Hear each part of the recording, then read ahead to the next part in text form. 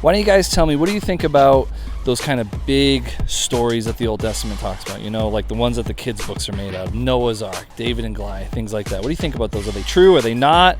Things that we can learn from? Okay. They're absolutely true. Yeah, I think they're true, and they're pretty cool stories too. So how do you think Noah got all those animals on the ark? I think it was the power of God. There's no other way around it. Do you think that all of the animals in the world were on the ark? No, because the ocean animals could have just swam. Do you think that there were dinosaurs on the ark? Yes. You know, that has always been a question of mine. When did dinosaurs exist? I have no idea. Do you think there were dinosaurs on the ark? No.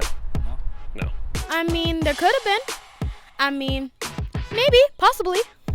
Why do you think there were dinosaurs on the ark? Because God said, take two of each animal and put them on the ark. But how do you fit a dinosaur on a boat? They took baby dinosaurs. Any other cool things about the ark? It's big. How big? Titanic big.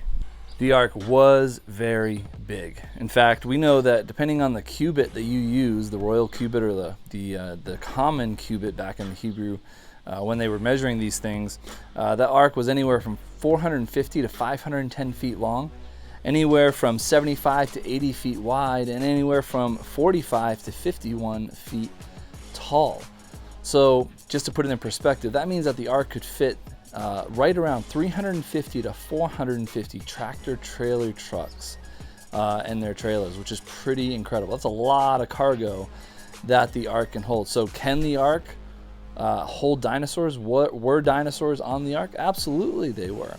You know, when we look at the idea of how did all these animals fit on the ark, we think about this question and the idea of kinds, which is kind of like family, right? When we say kinds of things, we're talking about the family of things versus species. So a kind would be like a dog, right? So there's coyotes, there's wolves, there's dogs.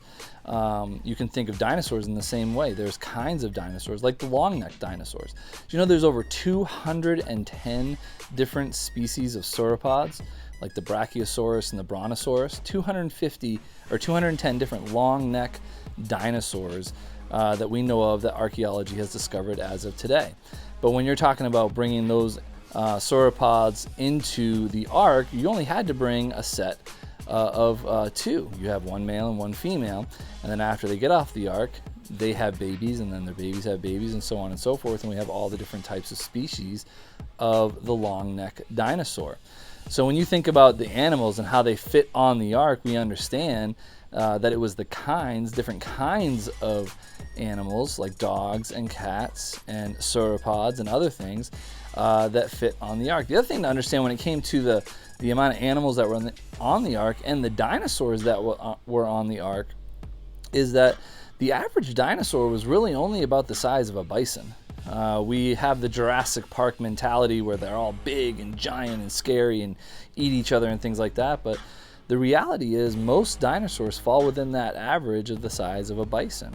We also know that the bigger ones, even these average sized ones, were probably brought on as babies or infants, teenager age, meaning not full grown.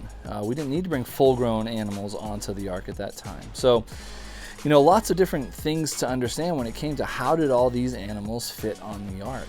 And dinosaurs were 100% there. In fact, we read in Genesis chapter 1 verse 20 that God said, "Let the waters abound with the abundance of living creatures, and let birds fly above the earth and across the face of the firmament of the heavens." So God created great sea creatures and every living thing that moves with the waters, and they abounded according to their kind, and every winged bird according to its kind.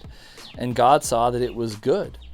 And in verse 24 says, "Then God said, let the earth bring forth the living creatures according to its kind, cattle according to its kind, and it was so.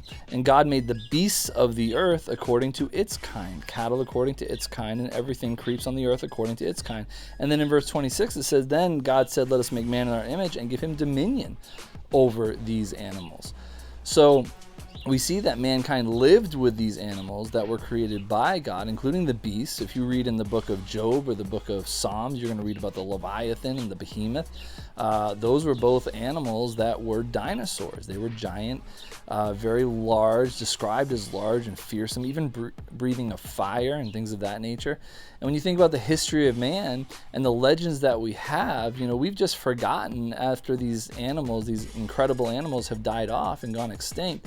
The legends that we have of them were just skewed a little bit or changed a little bit. That's why we have the legends of the dragons and the Chinese culture and things of that nature. So, we have to understand that, yes, the truth is still written in the Bible, and yes, there were dinosaurs on the ark, and yes, mankind lived with dinosaurs.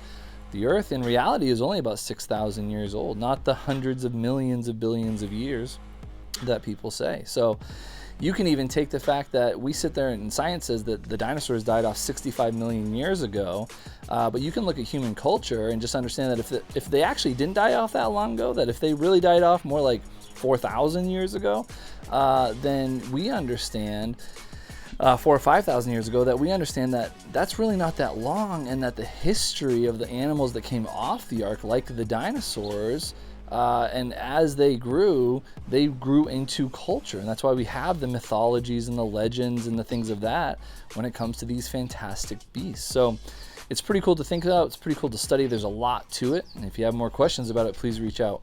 But listen, I'm so grateful that you guys tuned into this, and we're going to answer some more questions about God as we continue in this series. So tune back in.